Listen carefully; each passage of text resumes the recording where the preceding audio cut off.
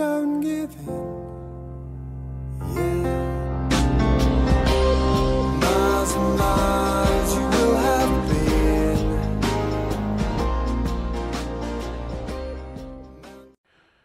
Well, hello everybody, it's Suffolk Andy here at a little church at Custarde on the Shotley Peninsula.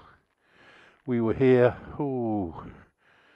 several years back now, and I did explain at the time, at the turn of the last century, the last people to die of the plague were in this area, and they are buried in this little graveyard. Oh, little graveyard, quite a big graveyard. I don't know where. If I did, I'd go and look.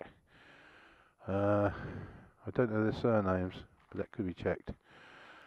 But anyway, the other thing why I'm here is it's custard time in Suffolk. Yes, it's here. Yes, it's custard time in Suffolk. Look at that, eh? Oh, it's everywhere, as you can see down there. Right, let's get on with a little ride.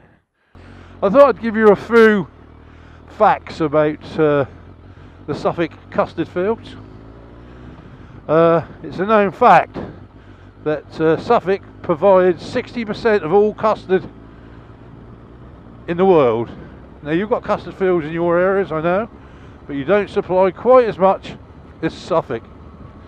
And if you go back very many years, Lord Custarde, yes, Lord Custarde, in Henry VIII's time, started the custard fields. Yes, he invented custard. If you look it up on Google or whatever, you'll see Lord Custarde, his name. Yes, look at this. It's like being in a wall of yellow.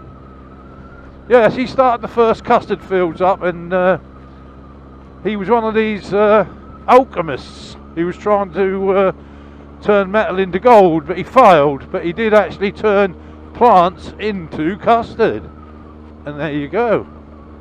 That's a little bit of history for you. Yeah, so look up Lord Custarde, and you'll find out lots about him, and how he went from making metal to gold to plants to custard. Yes, interesting facts, all done in Suffolk. And like I say, we do 60% of the custard fields in the world, and it looks like you're going to have plenty of custard this year. Now that's a good view of the Stour down there. Look, we've got Shotley that way, Holbrook that way, and Chelmer distant. Yes, I thought I'd give some advice today, because I'm in that sort of mood, you know, history and advice and all that sort of stuff. And I thought, what advice can I give new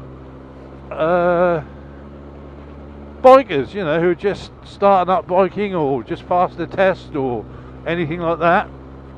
And I thought, well, I'll give them the basics. Oh, more custard, it's everywhere. I'll give them the basics so they don't go wrong. Well, the first thing is, when you're out on a ride, always make sure you've got a toilet roll with you, because you'll need a toilet roll. You never know when you're going to get taken short, and there's nothing worse than wiping your ass on a leaf. So always have a nice toilet roll with you in case you get short and you want to dump, and you've always got something to wipe your bottom with, haven't you? So, or your ass. That's the main thing. And if you're really worried about sort of toilet habits on a bike, I did do a vid quite a while ago when I first got the Harley. You can buy the Harley pupper system, which means you strap it on and you can, because you're going to take ages to get there on a Harley. Oh, that's a kick in the balls for the Harley people. No, I had one, so not that like. Yes, but they do a toilet system that you can sort of pee and poop on your bike and empty it at the end of the journey.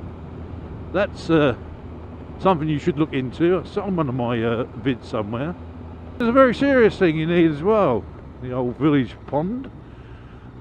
Yes, if you're going on long distances, especially if you're travelling at night, always make sure you have a load of kindling and some matches.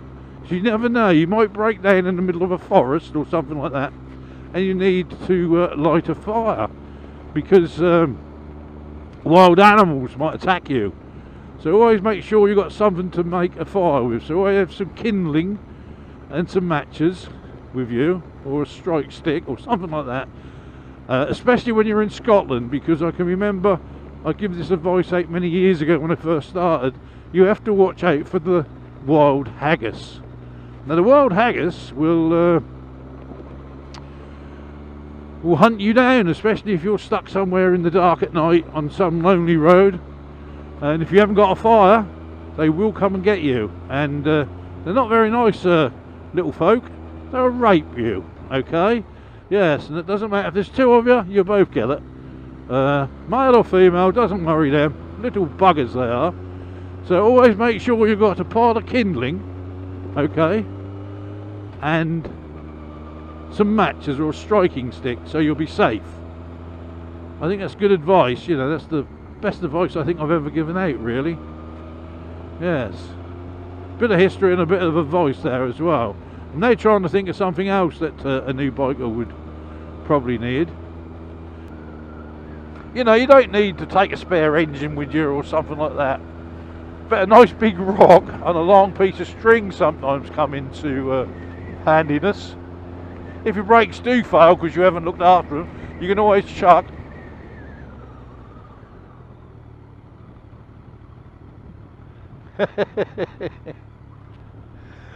you can always chuck the rock at the back there with a bit of string, and that will bring your speed down a little bit, I think.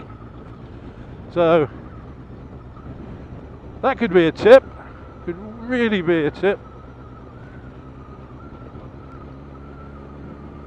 No, seriously, when it comes to new riders, and I don't like telling anybody how to suck eggs,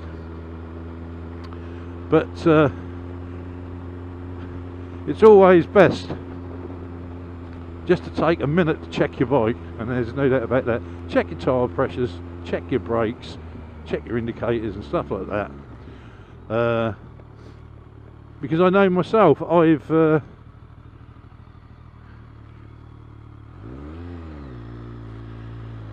I jumped on my bike once without checking my tyres and I had a puncture. Didn't even know, got a little bit up the road and went, what the hell? Bloody great nail in the wheel, in the tyre. So, yeah, it's always best to do some checks. Always check your bike over, make sure it's okay.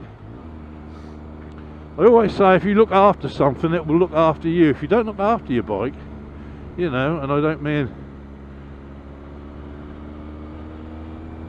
be absolutely religious over it, but try and respect your bike, keep it nice, a bit cleaner, and take a bit of attention to it. You know, if you've got few minutes here and there, give it a good old clean over and stuff like that, and respect your bike, because if you respect it, that will respect you back.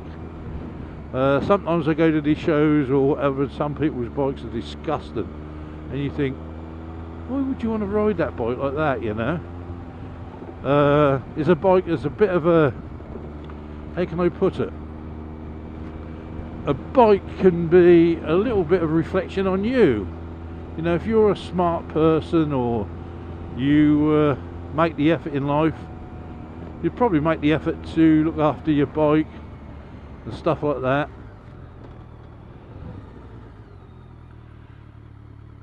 If you're not, maybe that's why these people let their bikes get in such a state. You know, and I don't mean, you know, when I had the Harley, I got really fed up of polish, and that wasn't for me. You know, I clean this bike every time I go anywhere special, or if I went through a load of crap today, I'd make sure it was clean before I went out next time. I'm not a religious dot when it comes to cleaning, but I think you should respect your bike and keep it nice and clean. And doesn't matter how old it is or what cc it is, just give it a little bit of love and attention now and then, and that bike will give you a bit of love and attention back. I always think in life there's things like karma and stuff like that. We're going to go through a really dark place now. Once I get round here, look at that pigeon, look, whee! This is a tiny little road through a wood, Now this is what I was saying earlier about having the matches and stuff, in case you get stuck out here at night and you don't want the wild animals to get you. This is tiny.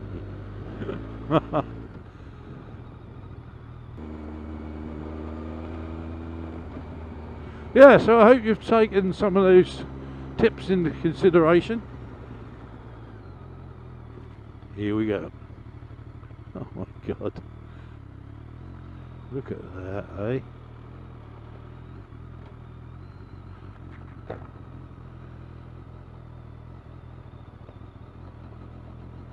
I can tell you there's no haggisses in this forest. They don't come down this far. Bluebells. They used to call this the bluebell wood, so I don't think they're quite out yet, or because it's usually covered. Now somebody's fenced it all off over there, look, with wire fencing. Don't come into my wood. I think everything should be for everybody. Should be able to enjoy this countryside. It's getting less and less at the moment because of the building and everything else. Do you know I'm going on so many bloody subjects today? This is going to be one of Suffolk Andy's long-uns, I think. Well, we're off our way to Tattingstone now. Tattingstone. So, with that, alright, safe. Certainly love each other. Suffolk Andy!